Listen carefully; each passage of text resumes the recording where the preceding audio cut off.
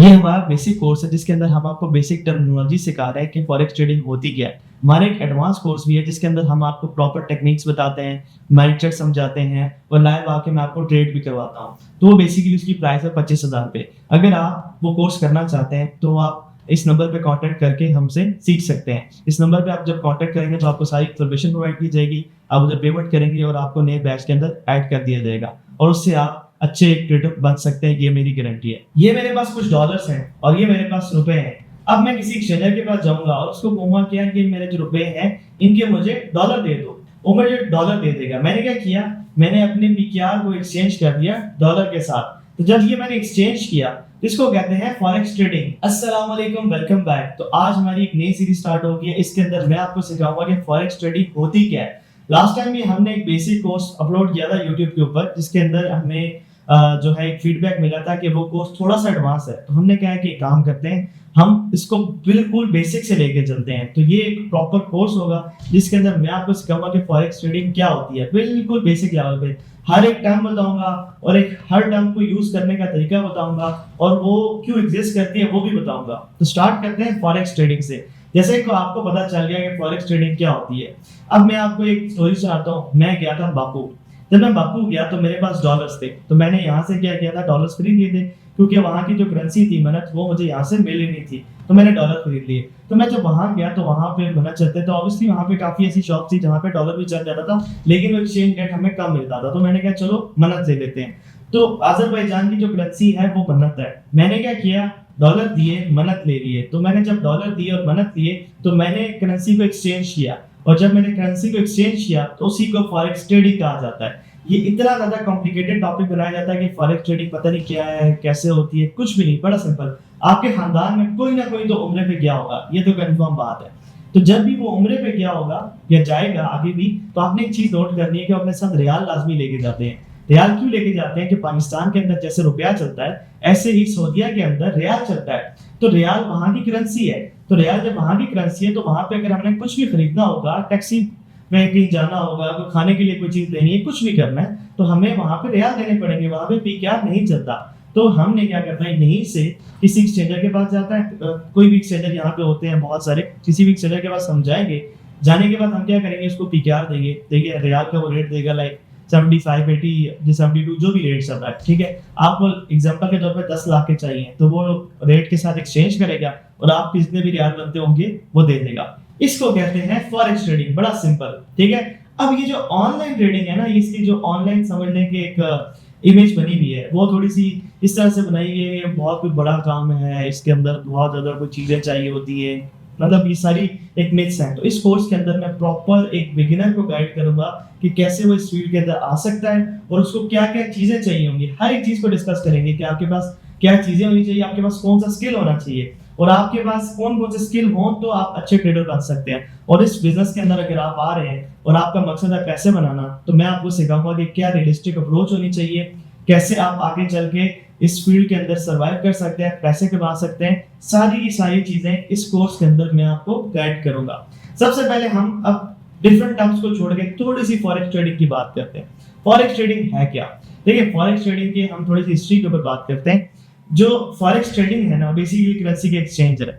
Like के अगर हम पहले दौर में जाए, बहुत पहले चले जाए, मिलियंस ऑफ ईयर्स पहले, तो फॉरेक्स ट्रेडिंग दुनिया में एग्जिस्ट नहीं करती थी। वो दुनिया कैसे चलती थी, बड़ा सिंपल सीन होता था। लोग जंगलात में रहते थे, शिकार करते थे और खाते थे। उसके बाद जब जैसे जैसे हम आगे बढ़ते गए तो बार्टर सिस्टम इंट्रोड्यूस हुआ। बार्टर सिस्टम क्या होता था, एग्जांपल के तौर पे मेरे पास एक ये कीबोर्ड या मोबाइल पड़ा हुआ है। उस टाइम चलो मोबाइल नहीं था, कुछ भी हो सकता है, कोई भेड़ बकरियां हैं, उसके एक्सचेंज में कोई चीज मिल जाती थी। लेकिन उस बार्टर सिस्टम में एक फ्लॉ होता था। लाइक जो चीज, कोई भी एक चीज होती थी उसकी एवोल्यूशन ये हो सकती थी कि या अभी जैसे हमें हर चीज का पता है कि ये मोबाइल है, जैसे आईफोन है, इसकी वर्थ इतनी है, ठीक है, और दूसरी एक कीबोर्ड पड़ा उसकी वर्थ इतनी है, ठीक है। पहले क्या होता था कि आईफोन के बदले वो कीबोर्ड एक्सचेंज हो जाता था, वर्थ का अंदाजा ही नहीं होता था। किसी छोटी बकरी के बदले कोई बड़ा जानवर जो है एक्सचेंज हो जाता था। तो ये उस सिस्टम के अंदर फ्लॉ था। उसके बाद गोल्ड आया। गोल्ड से पहले उधर अशरफियां होती थी, अशरफियों के बाद गोल्ड आ गया और फिर गोल्ड को मतलब बैकिंग के लिए काफी लोग गवर्नमेंट्स उन्होंने यूज कर लिया। तो ये जो है बेसिकली हिस्ट्री थी फॉरेक्स ट्रेडिंग की। उसके बाद जाके ये आगे नोट्स, ठीक है, करेंसी नोट्स, जिसको हम बेसिकली फिएट करेंसी भी कहते हैं, जैसे कि क्रिप्टो करेंसी होती है और फिएट करेंसी होती है। क्रिप्टो करेंसी का मतलब डिजिटल करेंसी, फिएट करेंसी का मतलब जो है जो फिजिकल करेंसी होती है, ठीक है? ये दोनों के अंदर डिफरेंस है। लाइक ये जो मेरे पास नोट है, तो ये फिएट करेंसी है, ठीक है? बड़ा सिंपल अभी मैंने आपको करके बता दिया है कि हिस्ट्री क्या थी और फॉरेक्स ट्रेडिंग कैसे वजूद में है। अब जो गवर्नमेंट्स थी उन्होंने उसको बैक किया, लाइक कि हमारे भी नोट के ऊपर लिखा गया है कि एक ये जो नोट है 100 रुपए का नोट, इसकी इटसेल्फ कोई वैल्यू नहीं है, ठीक है? जो हमारी कंट्री ने इसको बैकिंग दी हुई है ना, कि हुकूमत पाकिस्तान इस चीज को लाइक श्योर करती है कि इसकी वैल्यू इतनी है, बेसिकली उस वजह से इसकी वैल्यू है, ठीक है? हुकूमत पाकिस्तान इसके ऊपर पूरी एक समझ लें एक सिस्टम है जो इसको मतलब बैक कर रहा है, back by like government of Pakistan है, तो इस वजह से इसकी एक वैल्यू क्रिएट हो जाती है। ऐसे अगर हम क्रिप्टो करेंसी की बात करें तो उसके पीछे कोई इस तरह का सिस्टम नहीं है। अब हम आगे चलते हैं तो आपने एक चीज देखी होगी कि स्टेट बैंक ऑफ पाकिस्तान। तो स्टेट बैंक ऑफ पाकिस्तान क्या है? स्टेट बैंक ऑफ पाकिस्तान है सेंट्रल बैंक। सेंट्रल बैंक क्या होता है? सेंट्रल बैंक वो बैंक होता है जो हर कंट्री का जो सबसे मेन हेड होता है ना, बेसिकली मेन हेड बैंक आप कह रहे हैं, सिंपल अल्फाज में बता रहा हूँ, लाइक ये टर्म तो गलत है लेकिन उसको सेंट्रल बैंक ही कहा जाता है। मेन जो हेड बैंक होता है ना, जो सबसे बड़ा होता है, जो सारे बैंक्स को कंट्रोल कर रहा था, पूरे फाइनेंशियल सिस्टम को कंट्रोल कर रहा था, उसको हम सेंट्रल बैंक कहते हैं, जो कि पाकिस्तान का स्टेट बैंक ऑफ पाकिस्तान है, ठीक है? अब आप किसी भी कंट्री में आपने सर्च करना है तो आप किसी भी कंट्री का नाम लिखें, उसका लिखेंगे उसका स्टेट बैंक कौन सा है या उसका सेंट्रल बैंक कौन सा है, तो वो आपको बता दें। उसके बाद कमर्शियल बैंक्स होते हैं, लाइक कि ये मिजान हो गया, ये दूसरे जितने भी यूबीएल हो गया, अभी बैंक हो गया वगैरह वगैरह, ये सारे के सारे बैंक्स वो हैं जो कि बेसिकली कमर्शियल बैंक होते हैं और ये सारे के सारे अंडर आते हैं सेंट्रल बैंक के, ठीक है? अब इनका काम क्या होता है? अब इनके डिफरेंट काम होते हैं, वो कि वैसे हमारा टॉपिक नहीं है तो हम अपने टॉपिक से थोड़ा सा हट जाएंगे। तो बेसिकली फॉरेक्स ट्रेडिंग ये होती है और फॉरेक्स ट्रेडिंग सेंट्रलाइज्ड ट्रेडिंग होती है, ठीक है? क्योंकि हमारे आप देखें कि एक हमारी करेंसी है तो उसका बेसिकली एक सेंट्रलाइज्ड सिस्टम है, सारा सिस्टम कंट्रोल होता है कहाँ पे? सेंट्रल बैंक पे, ठीक है? तो इसलिए इसको सेंट्रलाइज्ड मार्केट कहते हैं, ठीक हो गया? उसके बाद फॉरेक्स ट्रेडिंग की मैं आपको 5-6 चीजें बता देता हूँ। सबसे पहले ये कि ये रिसेशन प्रूफ मार्केट है। रिसेशन क्या होता है? रिसेशन ये होता है कि किसी भी कंट्री की अगर जीडीपी 10% फॉल कर जाए तो उसको रिसेशन कहते हैं। जीडीपी क्या होता है? जीडीपी का मतलब ये होता है कि एग्जांपल देता हूं कि हमारी कंट्री में जितनी भी नई प्रोडक्ट्स खरीदी जा रही हैं, जितनी भी चीजें खरीदी जा रही हैं, ठीक है, उसको वो जीडीपी में काउंट होगी। मिसाल के तौर पे मैं जा रहा हूँ दूध लेने, मैंने दूध खरीदा, मैंने कोल्ड ड्रिंक खरीदी, मैंने मोबाइल खरीदा, मैंने कुछ भी खरीदा, तो उसको बेसिकली जीडीपी में काउंट किया जाता है और सारी की सारी वैल्यू जब सम अप होती है तो उसको जीडीपी कहा जाता है।